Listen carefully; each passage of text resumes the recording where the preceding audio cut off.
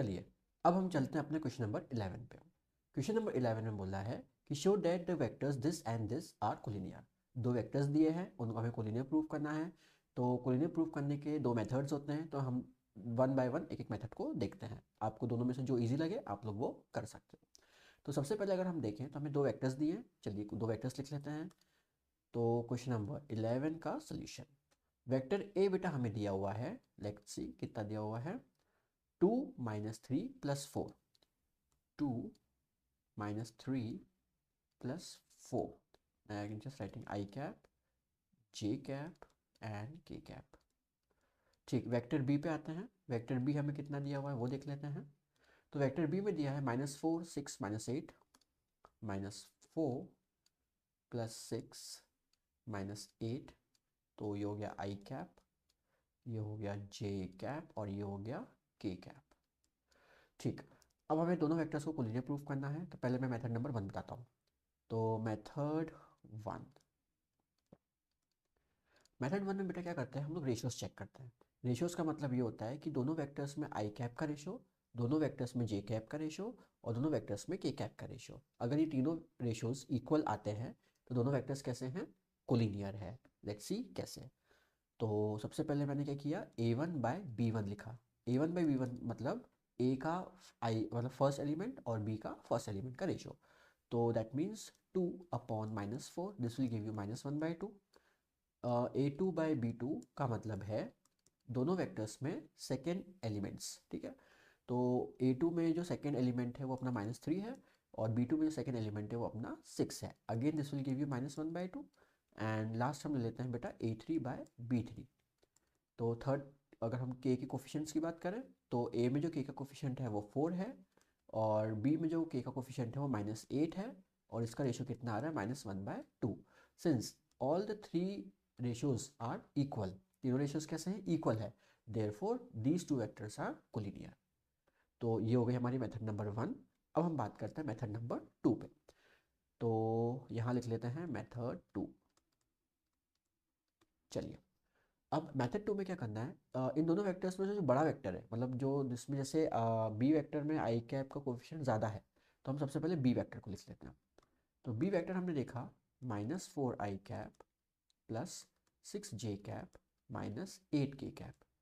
ठीक, यहाँ से हम देखिए कुछ कॉमन निकल सकता है क्या, कुछ ऐसा कॉमन निकालिए कि हमारा जो ऊपर वाला वेक्टर ए है वो बन जाए। ठीक, तो मैंने उसके लिए क्या किया, यहाँ से -2 कॉमन निकाला।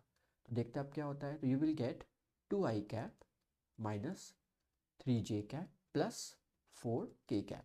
तो देखिए ये चीज़ हमें कितनी मिल रही है यहाँ पे, ये जो मैंने वेक्टर लिखा है ये क्या बन गया, मेरा वेक्टर ए बन गया। तो I can write this as -2 of a vector. That means vector b जो है वो -2 टाइम्स ऑफ वेक्टर ए है। तो कोलिनियर के लिए अगर आपको याद हो, मैंने इंट्रोडक्शन वाली वीडियो में आपको बताया था कि अगर vector b lambda times of vector a होता है, lambda can be any constant number, positive negative कुछ भी हो सकता है, अगर ये फॉर्मेट हम ले आते हैं तो हमारे जो वेक्टर्स होते हैं वो कोलिनियर होते हैं। तो यहाँ पे ये फॉर्मेट आ गया है, that means these two vectors are collinear. तो ये दोनों मेथड ईजी है, आपको दोनों में से जो ईजी लगे आप उसको कर सकते हैं। Now coming to the question number 12। Question number 12 में बोला है find the direction cosines of the given vector. बेटा डायरेक्शन कोसाइंस निकालने के लिए मैंने आपको इंट्रोडक्शन वीडियो में पहले से बताया हुआ है क्या किया जाता है। कोई भी वेक्टर है तो सबसे पहले उसका हमें निकालना है यूनिट वेक्टर। यूनिट वेक्टर निकालने के बाद जो उसके आई जे के कोफिशिएंट्स होंगे उनको हम एक ब्रैकेट में लिख देंगे। That's it, these are your direction cosines. इसके लिए मैं निकाल देता हूँ। तो क्वेश्चन नंबर 12 में दिया है 1 + 2 + 3 वाला, ओके इजी सा है। तो क्वेश्चन हम ले लेते हैं। ठीक, क्वेश्चन हमें दिया हुआ है दैट हमारे पास एक वेक्टर ए ले लेते हैं, उसको आई कैप +2 जे कैप +3 के कैप। तो इसके अगर मुझे डायरेक्शन कोसाइंस निकालना है तो सबसे पहले मैग्नीट्यूड निकाल लीजिए एक, तो सबसे पहले that will be equal to √(a² + b² + c²। ये हमारे मैग्नीट्यूड का फॉर्मूला है, बचपन से आप पढ़ते आ रहे हो, लाइक है ना, लाइक अभी फर्स्ट एक्सरसाइज में तो किया था। तो अब इसके बाद अंडर रूट ए हमारा आई का कोफिशिएंट, दैट मीन्स 1 का स्क्वायर, 2 का स्क्वायर 4, 3 का square 9। What we will get √14। तो अब हम क्या करेंगे, ए कैप निकालेंगे। ए कैप क्या कैसे निकलेगा, vector A upon magnitude of vector A. तो ये हो जाएगा बेटा i cap plus 2j cap plus 3k cap और होल अपॉन में √14। तो हम क्या करेंगे, इसको सेपरेट लिखेंगे। सेपरेट लिखेंगे मतलब क्या हो जाएगा, अगली स्टेप में यहाँ कर रहा हूँ, अगली स्टेप हम यहाँ लिख रहे हैं। दैट मीन्स मेरा जो ए कैप है वो क्या बन गया, 1/√14 आई कैप प्लस 2/√14 जे कैप प्लस 3/√14 के कैप। तो ये हो गया हमारा यूनिट वेक्टर। अब मुझे बात करनी थी किसकी, डायरेक्शन कोसाइन की। तो जो मेरे डायरेक्शन कोसाइंस होंगे that will be in the form of coordinates होंगे, और वो क्या होंगे, आई जे के coefficients. That means 1/√14 comma 2/√14 comma 3/√14। तो आई होप आपको समझ में आ गया होगा कि डायरेक्शन कोसाइंस कैसे निकालते हैं। अब हम चलते हैं अपने क्वेश्चन नंबर 13 पे। So question number 11 is done, question number 12 is done. अब हम बात करते हैं क्वेश्चन नंबर 13 की। Find the direction cosines. Again हमें निकालना है direction cosines of the vector joining the points a directed from a to b, और बी के हमें पॉइंट्स दिए, मतलब ए और बी पॉइंट्स दिए हैं और डायरेक्शन कैसा दिया है, ए टू बी दिया हुआ है। चलिए देखते हैं कैसे करेंगे इसको। तो हमें बेटा वेक्टर ए दिया हुआ है, ये हमारा क्वेश्चन नंबर 13 है। वेक्टर ए हमें दिया है कितना बेटा, 1 2 -3। ओके, मतलब ये हो जाएगा 1 2 -3। मतलब जो पॉइंट्स थे उसको मैंने स्केलर जो फॉर्म था उसको मैंने वेक्टर फॉर्म में लिख लिया। सिमिलरली मैं बी वेक्टर बना लेता हूँ। तो जो पॉइंट्स दिए हुए बी के उसमें आई जे के लगा दीजिए। तो ये हो जाएगा बेटा, देखिए कितना, -1 -2 1। तो -1 -2 एंड +1। ठीक, तो ये हमने वेक्टर ए और वेक्टर बी लिख लिया। Now directed from a to b का मतलब हो गया अब हमें ए बी वेक्टर निकालना है।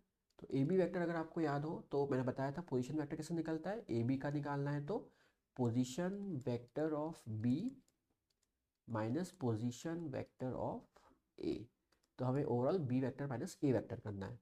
तो चलिए कर देते हैं। मतलब ये हो जाएगा -1 -1 लिख देते हैं यहाँ पे हम पहले अच्छे से, -i cap -2j cap plus k cap minus i cap plus 2j cap minus 3k cap. Fine. तो अब हम माइनस कर देते हैं दोनों वेक्टर्स को। तो -1 -1 -2 you will get -2i cap -2 gives -4j cap 1 + 3 gives you +4k cap. ये हमारा हो गया ए बी वेक्टर।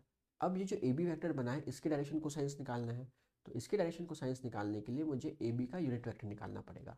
तो ये ए बी वेक्टर जो चल रहा है उसको मैं जस्ट सपोज कि इसको मैं क्या मान लेता हूँ, z। तो ये z हो गया, ये z हो गया। अब मुझे क्या निकालना है बेटा, z कैप निकालना है। ठीक है, तो z कैप कैसे निकलेगा, vector z upon magnitude of vector z। ठीक है, तो अब अगर हम बात करें, ठीक, तो z हमें पता है कितना है, तो सबसे पहले इसका मैग्नीट्यूड भी यहाँ साइड में निकाल लेते हैं। तो मैग्नीट्यूड ऑफ z जो आएगा वो कितना आएगा, √a² + b² + c²। That means 2 का स्क्वायर 4, 4 का स्क्वायर 16 + 4 का स्क्वायर 16, 16 16 32, 32 + 4 गिव्स यू 36।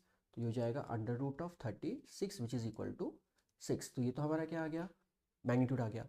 अब हमें क्या निकालना है, यूनिट वेक्टर। तो अब हम यहाँ निकाल लेते हैं यूनिट वेक्टर। फाइन, अब हम निकालते हैं यूनिट वेक्टर। तो यूनिट वेक्टर की अगर हम बात करें तो z cap will be equal to, जो वेक्टर था कितना था, -2i cap -4j cap plus 4k cap whole upon 6। ये हो गया हमारा यूनिट वेक्टर। लेकिन हमें बोला क्या है, डायरेक्शन कोसाइंस निकालना है। तो इनको हमें क्या करना है, सेपरेटली ब्रैकेट में लिखना है। तो जो डीसीज होंगे, DC of a b vector जो होगा that will be equal to -2/6 comma -4/6 comma 4/6। तो ये आंसर लिख सकते हो। इसको और सिंप्लीफाई किया जा सकता है, ये 2 से कैंसिल हो सकते हैं। This can be written as, कितना हो जाएगा, -1/3 -2/3 and 2/3। These are our direction cosines. I hope आपको यहाँ तक समझ में आ गया होगा कि क्वेश्चन नंबर 13 को किस तरीके से सॉल्व करना है। अब हम चलते हैं अपने क्वेश्चन नंबर 14 पे। तो क्वेश्चन नंबर 14 में हमें बोला है, okay 13 done. Now show that the vector I plus j plus k is equally inclined to the axis OX, OY and OZ। Direction cosines का डीप नॉलेज जो है वो हम 3D में देखेंगे, तो उसके लिए हम इस क्वेश्चन को अभी मैं कर तो रहा हूँ, ठीक है, बट और अच्छे से डीप में जब आपको समझ में आएगा कब, जब हम इसको 3D में अच्छे से करेंगे, राइट। अभी के लिए जो कंसेप्ट है जो वेक्टर्स के लिए ज़रूरी है वो मैं आपको बता देता हूँ। क्या होता है कि अभी हमारे पास में बोला है कि इक्वली इंक्लाइन, ठीक है। तो अगर मुझे इसको इक्वली इंक्लाइन करना है, तो इक्वली इंक्लाइन का मतलब ये होता है कि भाई अगर मान लो हमारे पास में 3 एक्सिस है एक्स वाई जेड, और मान लो कोई एक वेक्टर है वो इससे एक्स इन तीनों से एक ही सेम एंगल बना रहा है, मतलब ये एक्स एक्सिस मान लेते हैं, वाई एक्सिस और ये जेड एक्सिस। तो इसने अगर यहाँ से थीटा एंगल बनाया है, इस वेक्टर आर ने वाई के साथ थीटा बनाया है, तो उसने एक्स के साथ भी कितना एंगल बनाया है, थीटा बनाया है, और इसी आर ने जेड के साथ भी कैसे बनाया है, थीटा बनाया है। जब ऐसी कंडीशन हो जाए, ठीक, then that is called what, that is your equally incline vector. तो उसको अगर मुझे प्रूव करना है in the form of vectors, तो मेरा काम ये होना चाहिए कि जो मेरा डीसी आएगा, जो भी डीसी आएगा वो ए का फॉर्म होना चाहिए। मतलब तीनों जो नंबर्स है मेरे, वो कैसे आने चाहिए, सेम आने चाहिए। मतलब ये जो पॉइंट्स है ना, एक्स एक्सिस का, वाई एक्सिस का और जेड एक्सिस का, ये तीनों कोऑर्डिनेट्स कैसे आएंगे, सेम आएंगे। तो अगर ये सेम आ गए, इट मीन्स जो वेक्टर है वो इक्वली इंक्लाइंड है।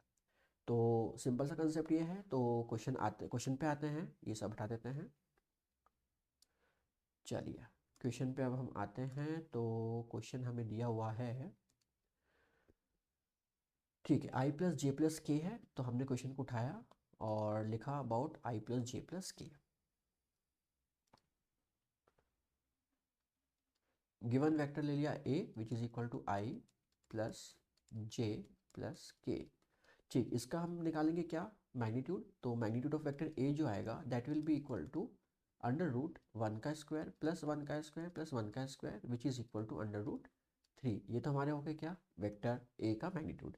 अब हमें निकालना यूनिट वेक्टर। तो हमने क्या किया, ए कैप लिखा, that is equal to vector A upon magnitude of vector A which is equal to i plus j plus k upon under root 3, and that will be equal to, अब हम क्या करेंगे इसमें, आई plus j plus के है और सबको अलग अलग सेपरेटली लिख देंगे।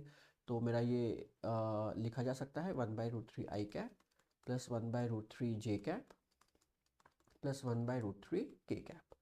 तो जो डीसीज होंगे बेटा, डीसीज क्या हो जाएंगे अपने ब्रैकेट में, 1/√3 कॉमा 1/√3 कॉमा 1/√3। तो तीनों जो हमारे एक्स वाई जेड एक्स जो एक्स कोऑर्डिनेट्स आए वो कैसे सेम आए। दैट मीन्स जो डायरेक्शन कोसाइंस है जो वेक्टर है, that means this implies vector is equally inclined